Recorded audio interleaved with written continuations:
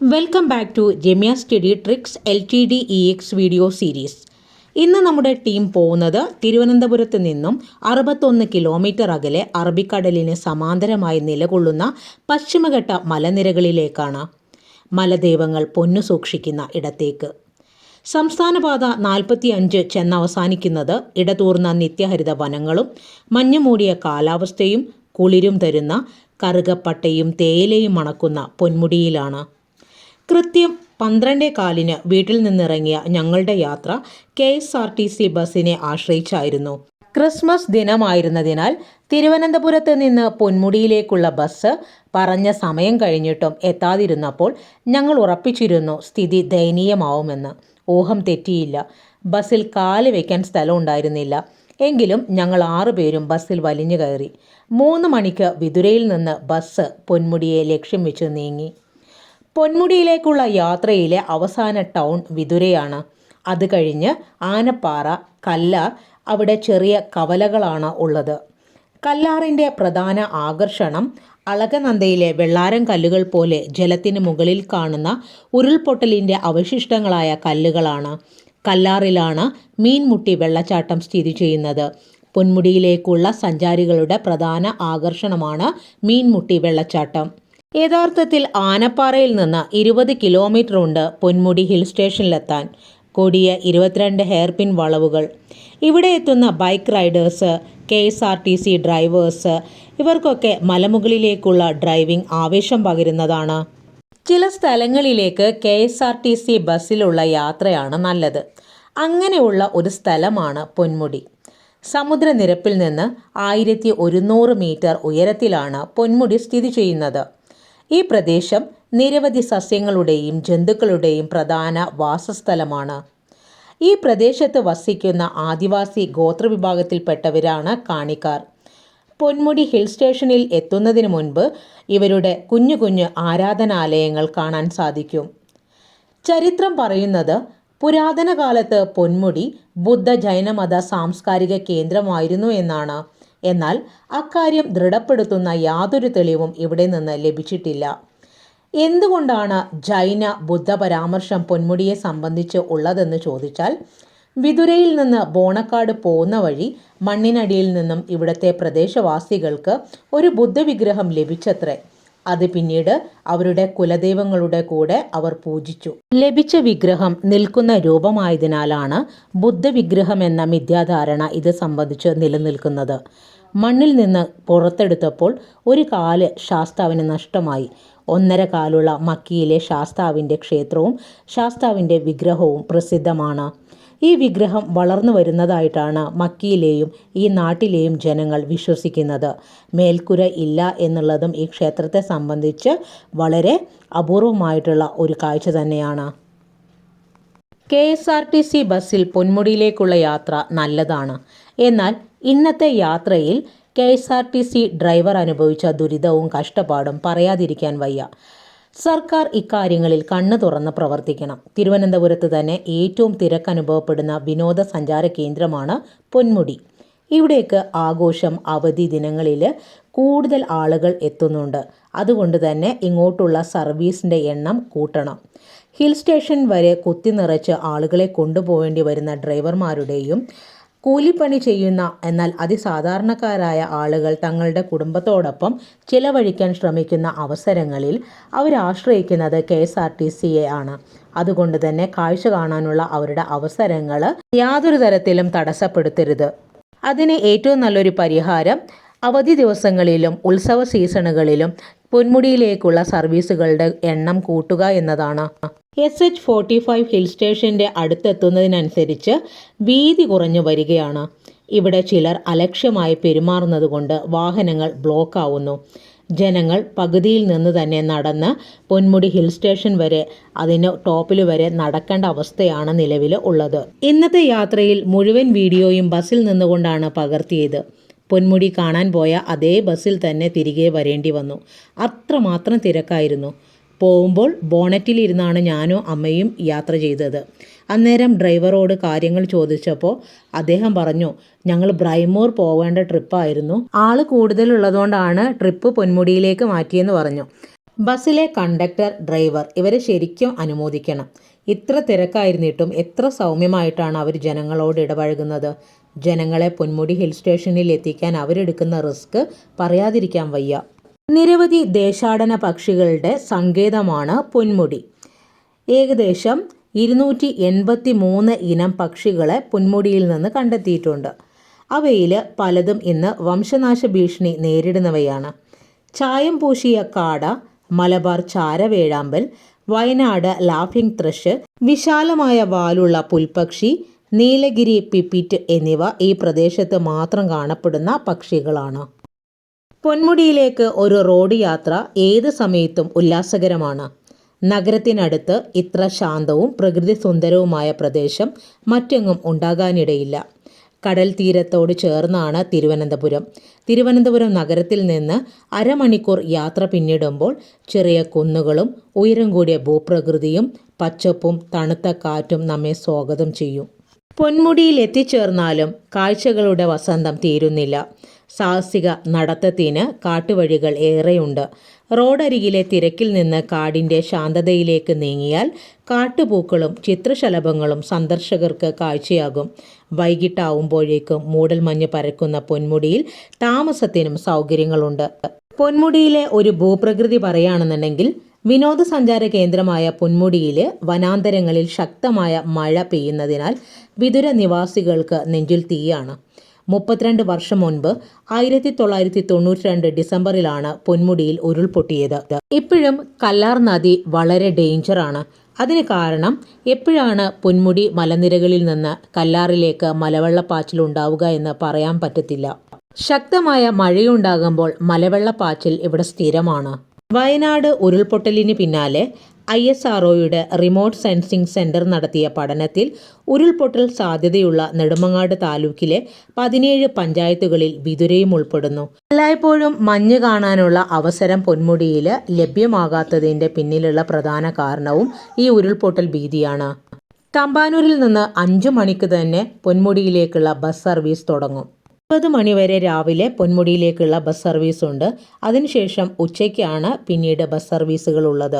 Social മീഡിയയിൽ പൊന്മുടിയെ സംബന്ധിച്ച് പല കമൻറ്റുകൾ ഞാൻ കണ്ടിട്ടുണ്ട്. അതിൽ ചിലർ പറയുന്നത് പൊന്മുടി വേസ്റ്റ് ആണെന്നാണ്. പക്ഷെ ഒരിക്കലും അങ്ങനെയല്ല. നമുക്ക് കാഴ്ചയ്ക്ക് വസന്തം ഒരുക്കുന്ന ഒരു സ്ഥലം തന്നെയാണ് പൊന്മുടി. ഒരുപാട് കാര്യങ്ങൾ എക്സ്പീരിയൻസ് ചെയ്യാനും ആ ഗ്രാമത്തിൻ്റെ ഭംഗി, ചുരങ്ങളുടെ ഭംഗി, മലകളുടെ ഭംഗി, മരങ്ങളുടെ ഭംഗി, കോടമഞ്ഞ് ഇതെല്ലാം ആസ്വദിക്കാനും, അതിൻ്റെ ഹിൽ സ്റ്റേഷൻ്റെ ഏറ്റവും മുകളിൽ ചെല്ലുമ്പോൾ അവിടെ ചെറിയ കടകളുണ്ട്. ആ കടകളിൽ നിന്ന് തണുപ്പ് കൊണ്ടൊരു ചായ കുടിക്കുന്നത്, അതൊക്കെ നമ്മുടെ മനസ്സിനെ വളരെ ശാന്തമാക്കി നിലനിർത്തുന്ന കാര്യങ്ങളാണ്. അതുകൊണ്ട് തന്നെ പൊന്മുടിയിലേക്കുള്ള യാത്ര ഒരിക്കലും ഒരു വേസ്റ്റ് അല്ല. കാഴ്ചകളുടെ വസന്തോത്സവമാണ് ഈ മനോഹര പാത യാത്രികർക്ക് സമ്മാനിക്കുന്നത്. എല്ലാ വശങ്ങളും ഗിരിനിരകളാലും ഹരിതാപമായ ഇടങ്ങളാലും വലയം ചെയ്യപ്പെട്ടിരിക്കുന്ന ഈ പാത നമ്മുടെ ഹൃദയത്തടത്തിൽ വല്ലാത്ത ആനന്ദം സൃഷ്ടിക്കും.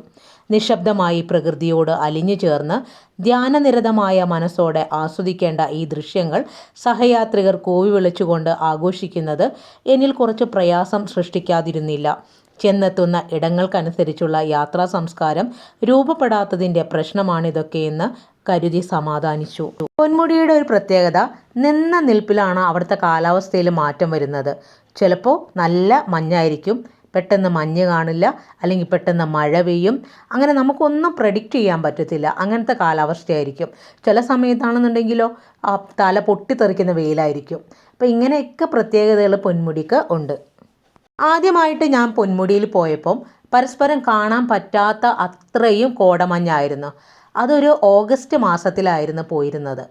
അപ്പോൾ ആ സമയത്ത് എന്ന് പറഞ്ഞാൽ അന്നേരം ആ ഹിൽ സ്റ്റേഷൻ്റെ താഴെയായിട്ടുള്ള റിസോർട്ടല്ല, ഒരു ഹോട്ടൽ പോലുള്ള സ്ഥലം. അവിടെ നിന്ന് ഞങ്ങൾ പൂരി കഴിച്ചു. അവിടെ കിട്ടുന്നൊരു മസാലക്കൂട്ട് കറി, ഉണങ്ങിയ നെല്ലിക്ക അല്ലെങ്കിൽ ഉണങ്ങിയ നാരങ്ങ, മാങ്ങ കൊണ്ടൊക്കെ അവിടെ അച്ചാറിടും. അതൊക്കെ വളരെ ടേസ്റ്റാണ്. അതൊക്കെ അവിടെ മാത്രം കിട്ടുന്ന ചില പ്രത്യേകതകളാണ്. അതൊക്കെ ആസ്വദിക്കാൻ പറ്റുക എന്ന് പറയുന്നത് ഈ തിരക്കിനിടയിലൊന്നും അത് സാധ്യമല്ല. മൂന്നാർ, വയനാട് ഇതിൽ നിന്നൊക്കെ വ്യത്യസ്തമാണ് പൊന്മുടി. കാരണം പൊന്മുടി ഹിൽ സ്റ്റേഷനിലേക്കുള്ള റോഡ് അവിടെ ചെന്ന് അങ്ങ് അവസാനിക്കുകയാണ്. അതിനപ്പുറത്തോട്ട് പിന്നെ വിശാലമായിട്ടുള്ള പശ്ചിമഘട്ട മലനിരകളാണ്. അപ്പോൾ നമ്മൾ പൊന്മുടിയുടെ ടോപ്പിലെത്തി. അപ്പോൾ ഇവിടെ വന്നപ്പോൾ ബസ്സിൽ നിന്ന് ഇറങ്ങാൻ പോലും പറ്റിയില്ല. ആ ബസ്സിൽ തന്നെ ഇരുന്ന് തിരിച്ചു വരേണ്ട ഗതികേടായി. കാരണം ക്രിസ്മസ് ദിനമായിരുന്നു, നല്ല തിരക്കുണ്ടായിരുന്നു. ആ വന്ന ബസ്സിൽ തന്നെ പകുതിയിൽ നിന്ന് ആളുകൾ തിരിച്ച് തിരുവനന്തപുരത്തേക്ക് പോകാനുള്ളവരായിരുന്നു. ഒന്ന് ആലോചിച്ച് നോക്കേ. ഒന്നാമത് തിരുവനന്തപുരത്ത് നിന്ന് വരുന്ന ആളുകളാണ്, പൊന്മുടി കാണാൻ വരുന്നവരാണ്. അവരെ ശല്യം ചെയ്തുകൊണ്ട് പൊന്മുടി കണ്ടിറങ്ങുന്ന ആളുകൾ പകുതിയിൽ നിന്ന് കയറി വീണ്ടും ഹിൽ സ്റ്റേഷൻ്റെ അവിടെ വന്നിട്ടാണ് തിരിച്ചങ്ങോട്ട് പോകുന്നത്, തിരുവനന്തപുരത്ത് പോകുന്നത്. അപ്പോൾ അവർക്കൊക്കെ അറിയാം ബസ്സിൽ സീറ്റ് കിട്ടൂല, യാത്ര ദുരിതമാണെന്നുള്ളത്. ഇങ്ങനെയുള്ള പ്രശ്നങ്ങൾക്കൊക്കെ പരിഹാരം കാണേണ്ടത് KSRTC ആണ്, പിന്നെ സർക്കാരും. കാരണം കൂടുതൽ വരുമാനം ലഭിക്കുന്ന മേഖലയാണ് വിനോദസഞ്ചാര മേഖല. അപ്പോൾ കൂടുതൽ കാര്യക്ഷമമായിട്ടുള്ള വരുമാനം കിട്ടണമെങ്കിൽ കാര്യക്ഷമമായിട്ടുള്ള സർവീസുകളും ഇവിടെ നടപ്പാക്കേണ്ടതുണ്ട്. ഈ സീസണിൽ ഏറ്റവും കൂടുതൽ നീലക്കുറിഞ്ഞി പോലുള്ള ഈ പൂക്കളാണ് പൊന്മുടിക്ക് ഭംഗി നൽകുന്നത്. അങ്ങനെ ഞങ്ങൾ തിരിച്ച് പൊന്മുടിയിൽ നിന്ന് വീട്ടിലേക്ക് പോവുകയാണ്. വളരെ കൊതിച്ച്, അതായത് പിള്ളേർ മാമി നമുക്ക് പൊന്മുടി കാണാൻ പോവാന്ന് പറഞ്ഞ് വളരെ ആശിച്ചു വന്നതാണ്. കൂടെ വന്നവർക്ക് നിരാശാജനകമായിട്ടുള്ള ഒരു യാത്ര തന്നെയായിരുന്നു ഇന്നലത്തേത്. ഇപ്പോൾ ഈ വർഷം തന്നെ ഇവിടെ കോടികളുടെ പദ്ധതി ആവിഷ്കരിച്ചെന്ന് പറയുന്നു. അവിടെ ഇവിടെ 2 കമ്പി കൊണ്ടുവച്ചിട്ട് അത് പദ്ധതിയുടെ ഫലം ചെയ്തു എന്ന് പറഞ്ഞാൽ മോശമാണ്.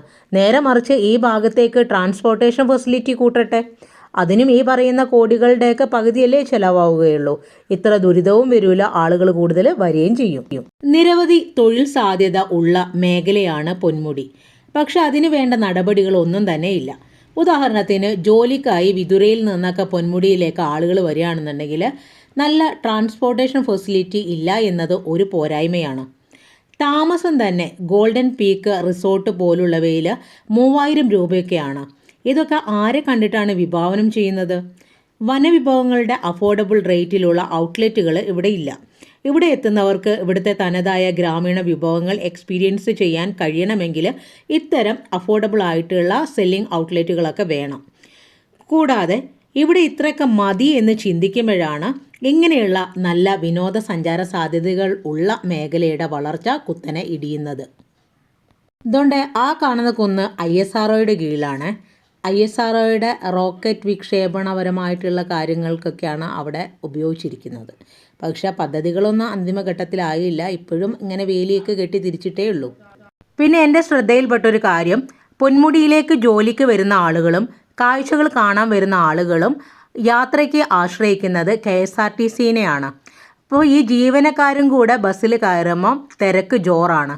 അപ്പോൾ ഈ ഒരു സാഹചര്യമൊക്കെ ഇല്ലായ്മ ചെയ്യാൻ സർക്കാർ പൊന്മുടിയിലേക്കൊക്കെ ജോലിക്ക് വരുന്ന ആളുകൾക്ക് പ്രത്യേകം ബസ്സൊക്കെ അറേഞ്ച് ചെയ്ത് കൊടുത്താൽ അത് നല്ലതായിരിക്കും. ഇപ്പോൾ സിവിൽ സ്റ്റേഷനിലേക്കൊക്കെ ജോലിക്കാർക്ക് വരാൻ KSRTC പ്രത്യേക സർവീസുകളില്ലേ, അതുപോലെ. പിന്നെ പൊന്മുടിയിൽ കണ്ട ഒരു പ്ലസ് പോയിന്റ് എന്ന് പറയുന്നത്, ഇത്രയും തിരക്കുള്ള ഒരു വിനോദസഞ്ചാര കേന്ദ്രമാണ് പൊന്മുടിയെങ്കിലും അവിടെ പ്ലാസ്റ്റിക്കുകൾ വളരെ കാര്യക്ഷമമായിട്ട് തന്നെ ഉപയോഗശൂന്യമായവയെ അവർ മാറ്റി എടുത്ത് വയ്ക്കുന്നുണ്ട്. അപ്പോൾ അതിന് ഒരു വലിയ ക്രെഡിറ്റ് കൊടുക്കേണ്ടത് ഹരിതകർമ്മസേന പോലുള്ള ആളുകൾക്കാണ്. അപ്പോൾ ഇവിടെ ഉപയോഗശൂന്യമായിട്ട് വരുന്ന പ്ലാസ്റ്റിക് ബോട്ടിലുകളെല്ലാം അവർ കൂട്ടി വെച്ചിട്ടുണ്ട്. അതുമാത്രമല്ല ഈ മേഖലയിലൊന്നും അലക്ഷ്യമായിട്ട് വലിച്ചെറിഞ്ഞ പ്ലാസ്റ്റിക്കുകളൊന്നും നമുക്ക് കാണാനായിട്ട് സാധിക്കുന്നില്ല. അത്രമാത്രം ക്ലീനായിട്ട് അല്ലെങ്കിൽ ഇക്കോ ഫ്രണ്ട്ലി ആയിട്ട് ഇവിടെ അവർ പരിപാലിക്കുന്നുണ്ട്. അങ്ങനെ ഞങ്ങൾ വന്ന ബസ്സിൽ തന്നെ പൊന്മുടി ബസ്സിൽ നിന്ന് കാഴ്ചകൾ കണ്ടുകൊണ്ട് തിരിച്ചിറങ്ങിയപ്പോൾ സൂര്യൻ അസ്തമിച്ചിരുന്നു. 3 മണിക്കാണ് വിതുരയിൽ നിന്ന് ഞങ്ങൾ ബസ്സിൽ കയറിയത്. ആ ബസ്സിൽ നിന്ന് അതേ ബസ്സിൽ തിരിച്ചിറങ്ങുമ്പോൾ സമയം അസ്തമയമായിട്ടുണ്ടെങ്കിൽ നിങ്ങളൊന്ന് ആലോചിച്ച് നോക്കൂ, എത്രമാത്രം തിരക്കായിരിക്കും അവിടെ അനുഭവപ്പെട്ടതെന്ന്. അപ്പോൾ അസ്തമയ കാഴ്ചകളൊക്കെ കണ്ട് വരുമ്പോഴാണ് അങ്ങോട്ടൊരു ബസ് പാസ് ചെയ്ത് പോകുന്നു. അപ്പോൾ ആ ഡ്രൈവറിൻ്റെ അടുത്ത്, ഞങ്ങളുടെ ബസ്സിലെ ഡ്രൈവർ പറയുകയാണ് 1500 പേരെങ്കിലും അവിടെ ബസ്സിന് വെയിറ്റ് ചെയ്ത് നിൽക്കുന്നുണ്ടെന്ന്. അപ്പോൾ ഡ്രൈവർ പറയുകയാണ്, എനിക്ക് പറ്റുന്നതേ കയറ്റുള്ളൂ, ബാക്കിയുള്ളവർ എന്താണെന്ന് വെച്ചാൽ പുതിയ ബസ് വിടട്ടെ എന്നുള്ളത് പറയുകയാണ് കേട്ടോ. പൊന്മുടിയിൽ വരയാടുകളുണ്ട്. അപ്പം നമ്മുടെ കേരളത്തിൽ തന്നെ വരയാടുകളെ സംരക്ഷിച്ച് നിർത്തുന്ന ഒരു നാഷണൽ പാർക്കാണ് ഇരവിക്കുളം. അപ്പം നമ്മുടെ പൊന്മുടിയിലും വരയാടുകളെ കാണാനായിട്ട് സാധിക്കും. ഇന്നലെയും ഞങ്ങളൊരു വരയാടിനെ കണ്ടു. പക്ഷെ അത് ഷൂട്ട് ചെയ്യാൻ പറ്റിയില്ല കേട്ടോ, തിരക്ക് ഞാൻ പറഞ്ഞില്ലേ, അതുകൊണ്ടാണ്. ബൈക്കിനൊക്കെ യാത്ര ചെയ്യുന്നവർ വൈകിയ വേളയിൽ പൊന്മുടിയിൽ പോവാതിരിക്കുക. കാരണം നിരവധി വന്യജീവികൾ ഇവിടെ ഉണ്ട്. അവയുടെ ക്രോസിങ്ങിൽ പെടാതിരിക്കാൻ ശ്രദ്ധിക്കുക. ആന, വരയാട്, കേഴമാൻ, കരടി, പുലി ഇവയുടെയൊക്കെ സഞ്ചാര കേന്ദ്രമാണ് പൊന്മുടി. കല്ലാർ മേഖലയിൽ തന്നെ നിരവധി നാശനഷ്ടങ്ങൾ ഈ വന്യജീവികൾ കാരണം സംഭവിക്കുന്നുണ്ട്. പിന്നെ ഇവിടുത്തെ മറ്റൊരു പ്രശ്നം എന്ന് പറയുന്നത് കുരങ്ങന്മാർ കൂടുതലുണ്ട്. ഞങ്ങൾ തിരിച്ചിറങ്ങിയ സമയം കോടമഞ്ഞ് ചെറിയ രീതിയിലൊക്കെ വന്നു തുടങ്ങിയിരുന്നു. ശരിക്കും കോടമഞ്ഞ് വരുന്ന ആ കാഴ്ച പൊന്മുടിയിൽ നിന്ന് നമുക്ക് കാണാനായിട്ട് സാധിക്കും. അപ്പുറത്തുള്ള മലനിരകളിൽ നിന്നാണ് പൊന്മുടിയിലേക്ക് ഇങ്ങനൊരു പാട പോലെ കോടമഞ്ഞ് വരുന്നത്. അത് അവിടെ നിന്നാൽ ആ കാറ്റിനോടൊപ്പം ആ മഞ്ഞിൻ്റെ സഞ്ചാര ദിശ നമുക്ക് ശരിക്കും നമ്മുടെ നഗ്നമായിട്ടുള്ള കണ്ണുകൾ കൊണ്ട് കാണാനായിട്ട് സാധിക്കും. പൊന്മുടിയിലേക്ക് പോകുമ്പോൾ ഇടയ്ക്കിടയ്ക്ക് നിരവധി ചെറിയ നീർച്ചാലുകളുണ്ട്. എന്നാൽ അങ്ങോട്ടുള്ള യാത്രയിൽ ആളുകൾ ഭക്ഷണം കഴിക്കാൻ നിർത്തുന്നത് ഈ നീർച്ചാലുകളുള്ള സ്ഥലങ്ങളിലാണ്. അപ്പോൾ അവിടെ ഇരുന്ന് ഭക്ഷണം കഴിച്ചിട്ട് വേസ്റ്റുകൾ അവിടെ തന്നെ ഇട്ട് പോകുന്ന ഒരു സന്ദർഭവും നമ്മുടെയൊക്കെ കണ്ണിൽ പെടുകയുണ്ടായി. അപ്പോൾ ശ്രദ്ധിക്കുക, ഈ ഹെൽമെറ്റൊക്കെ വെക്കാത്തതിന് പിഴ ചുമത്തുന്നുണ്ടല്ലോ, അതുപോലെ ഈ മാലിന്യങ്ങളൊക്കെ നിക്ഷേപിക്കുന്നവർക്കെതിരെയും കർശനമായിട്ടുള്ള നടപടികൾ വനംവകുപ്പ് കൈക്കൊള്ളണമെന്ന് പറയാനുള്ളത്. പിന്നെ നോക്കിയേ, ഇത്രയും വലിയ ബ്ലോക്കിന് കാരണമായിട്ടുള്ളത് ഇതുകൊണ്ട് ആ കറുത്ത കാറാണ്. ഈ കാറ് ഇന്നലെ എവിടെ ഉണ്ടാക്കിയ ബ്ലോക്ക് എന്ന് പറയുന്നത് ചില്ലറയില്ല. കാർ അവിടെ നിർത്തിയിട്ടിട്ട് അദ്ദേഹം എവിടെയോ പോയി. പിന്നെ ബസ്സുകളും പോകുന്നില്ല, ഇങ്ങോട്ടുള്ള കാറുകളും ബസ്സുകളും ഒക്കെ അവിടെ സ്റ്റക്കായി. ഈ ബ്ലോക്കിന് ഒരു സൊല്യൂഷൻ കാണാൻ കഴിഞ്ഞത് ഒരുപാട് മണിക്കൂറിന് ശേഷമാണ്. അത്രയും സമയം വാഹനങ്ങൾ അവിടെ നിർത്തിയിടുകയും ഒരുപാട് വാഹനങ്ങളെ റിവേഴ്സ് എടുക്കാൻ ഒരുപാട് കഷ്ടപ്പെടുന്നുണ്ടായിരുന്നു പോലീസുകാരായാലും അവിടുത്തെ എക്കോ ടൂറിസം മാനേജ് ചെയ്യുന്ന ആളുകളായാലും. അപ്പോൾ ഇതൊക്കെ എന്ന് പറഞ്ഞാൽ വിവേകശൂന്യമായിട്ടുള്ള പ്രവർത്തികൾ കൊണ്ടാണ് സംഭവിക്കുന്നത്. അങ്ങനെയുള്ള കാര്യങ്ങൾ, നമ്മളുടെ മാത്രം കാര്യങ്ങൾ നോക്കരുത്, സെൽഫിഷ് ആവരുത് മനുഷ്യർ. എല്ലാവരുടെയും കാര്യങ്ങൾക്ക് ഒരു പരിഗണന കൊടുത്തുകൊണ്ടേ പെരുമാറാവൂ. ഈ വരുന്നത് പൊന്മുടിയിലേക്കുള്ള ലാസ്റ്റ് ബസ്സാണ്. ഇത് നെയ്യാറ്റിൻകര ഡിപ്പോയിൽ നിന്നാണ് എടുക്കുന്നത്. അപ്പോൾ ഈ ബസ്സിനകത്ത് ആളില്ല. കാരണം എന്ന് പറഞ്ഞാൽ ആ ബസ്സിലെ യാത്രക്കാരൊക്കെ പകുതി വഴിയിൽ ഇറങ്ങിയിട്ട് നടക്കുകയാണ് ചെയ്തത്. അപ്പോൾ ഈ ഡ്രൈവർ പറയുകയാണ് അവിടെ ഒരുപാട് പേര് നിൽക്കുന്നുണ്ടെന്ന്. അപ്പോൾ പറയുകയാണ് ഈ ബസ്സിൽ ഇതിന് ബുദ്ധിമുട്ടുണ്ട്, കുറച്ച് ആളുകളെ മാത്രമേ ഇതിനകത്ത് കയറ്റി കൊണ്ടുപോകാൻ പറ്റുള്ളൂ എന്ന് ആ ഡ്രൈവർ വളരെ നിസ്സഹായ അവസ്ഥയിൽ പറയുകയാണ്. അപ്പോൾ ഇതൊക്കെ ഒന്ന് ശ്രദ്ധയിൽ സർക്കാരും ഇവിടുത്തെ വനംവകുപ്പ് ഉദ്യോഗസ്ഥരും KSRTCയും ഒക്കെ മനസ്സ് വെച്ചാൽ തീരുന്ന പ്രശ്നങ്ങളെ ഇവിടെയുള്ളൂ. ഇത്രയും തിരക്ക് പിടിച്ച സീസണിലായാലും ഈ ജനങ്ങളെ ഇങ്ങോട്ട് കൊണ്ടുവരുന്നതിൽ ഇവരുടെയൊക്കെ കോർഡിനേഷൻ ഉണ്ടെങ്കിൽ സാധ്യമാകുന്ന കാര്യം തന്നെയാണ്. അപ്പോൾ അതൊക്കെ ഒന്ന് ശ്രദ്ധിക്കുക. ചായ കുടിക്കാനൊക്കെ നിർത്തിയിടുന്ന വാഹനങ്ങൾ മാക്സിമം റോഡിന് അരികിലോട്ട് ചേർത്ത് നിർത്തിയിടുക. അല്ലാത്തവർ മുകളിൽ പാർക്കിംഗ് ഏരിയയിൽ കൊണ്ട് വണ്ടി നിർത്തിയിട്ടിട്ട് നടന്ന് വന്നിട്ട് ചായ കുടിക്കട്ടെ. അപ്പം പോകുന്ന ആളുകൾക്ക് ബുദ്ധിമുട്ടുണ്ടാവില്ല. പിന്നെ ഇന്നലെ ആ ബസ്സിൽ ഒരുപാട് ചെറിയ കുട്ടികളൊക്കെ ഉണ്ടായിരുന്നു. ആ ഡ്രൈവർ ആ കുട്ടികളെയൊക്കെ ബോണറ്റിലോട്ട് ഇരുത്തിയാണ് യാത്ര ചെയ്തത്. അല്ലായിരുന്നെങ്കിൽ ആ കുഞ്ഞുങ്ങൾക്കൊക്കെ നല്ല ശ്വാസം മുട്ടുന്ന അവസ്ഥയുണ്ടാവും. അതുപോലെ തന്നെ ചെറിയ കുട്ടികൾക്ക് ബാത്റൂമിലൊക്കെ പോകാനുള്ള ആ ഒരു അവസരത്തിൽ ഇത്രയും നേരം വൈകിട്ടും വളരെ കാര്യക്ഷമമായിട്ട് തന്നെ ആ ഡ്രൈവർ കണ്ടക്ടറും ബസ് നിർത്തി കൊടുക്കുകയും അതിനുള്ള സമയം അവർക്ക് കൊടുക്കുകയൊക്കെ ചെയ്തു. അപ്പോൾ ഇതൊക്കെ അവരുടെ നല്ല മനോഭാവത്തിൻ്റെ ഉദാഹരണങ്ങളാണ്. അതുകൊണ്ട് തന്നെ ഒരിക്കലും എന്തെങ്കിലും ബ്ലോക്ക് വന്നാൽ ഈ KSRTC ബസ്സുകാരെ വഴക്ക് പറയരുത്. കാരണം അവരത്രമാത്രം സ്ട്രഗിൾ ചെയ്തിട്ടാണ് പൊന്മുടിയിലേക്ക് യാത്ര ചെയ്യുന്നത്. പഴയ കാലത്ത് മില്ലൊന്നും ഇല്ലാത്ത സമയത്ത് വനത്തിൽ നിന്ന് തടി ഇറുത്തെടുക്കാൻ വേണ്ടിയിട്ട് തമിഴ്നാട്ടിൽ നിന്നൊക്കെ പൊന്മുടിയിലേക്ക് ആളുകൾ കാൽനടയായി വന്നിരുന്നു അത്രേ. ഇതൊക്കെ അപ്പൂപ്പന്മാർ പറഞ്ഞു കേട്ടിട്ടുള്ള അറിവാണ്. പേര് സൂചിപ്പിക്കും പോലെ പൊന്മുടിയിലെ അസ്തമയം മലകൾക്കും മരങ്ങൾക്കും പൂക്കൾക്കും പൊൻപ്രഭയേകുന്ന കാഴ്ച മനോഹരമാണ്. പൊന്മുടിയിൽ ഇറങ്ങി ആ കാഴ്ചകളൊന്നും നേരിട്ട് അനുഭവിക്കാൻ പറ്റാത്തതിൻ്റെ ഒരു സങ്കടം ഉണ്ടായിരുന്നെങ്കിലും വീണ്ടും തിരക്കൊഴിഞ്ഞൊരു ദിവസം കാണാമെന്നുള്ള വാഗ്ദാനത്തോടുകൂടി ഞങ്ങൾ ചുരമിറങ്ങി. ഈ ഒരു യാത്ര കൂടെ വന്നവർക്ക് നിരാശാജനകമായിരുന്നെങ്കിലും ഈ ബസ്സിൽ നിന്ന് തന്നെ നിരവധി കാഴ്ചകൾ നിങ്ങളിലേക്ക് എത്തിക്കാൻ ഞങ്ങൾക്ക് കഴിഞ്ഞു. ചില ചെറിയ അറിവുകളും ഞങ്ങൾ നിങ്ങളിലേക്ക് പങ്കുവച്ചിട്ടുണ്ട്. അപ്പോൾ തീർച്ചയായിട്ടും ഈ വീഡിയോ നിങ്ങൾക്ക് ഉപകാരപ്പെടുകയാണെങ്കിൽ ഞങ്ങളുടെ ഈ എഫേർട്ടിനെ നിങ്ങൾ അഭിനന്ദിക്കുകയും നിങ്ങളുടെ വിലയേറിയ അഭിപ്രായങ്ങൾ കമൻറ്റ് ബോക്സിൽ രേഖപ്പെടുത്തുകയും ചെയ്യുക. അപ്പോൾ എന്തൊക്കെയാണ് പോരായ്മകളെന്ന് പറഞ്ഞാൽ അതിനനുസരിച്ച് അടുത്ത വീഡിയോയിൽ ഞങ്ങൾ മാറ്റങ്ങൾ വരുത്തും. അപ്പോൾ തീർച്ചയായിട്ടും പുതിയ വീഡിയോസുമായിട്ട് നമുക്ക് കാണാം. അതുവരേക്കും നന്ദി, നമസ്കാരം.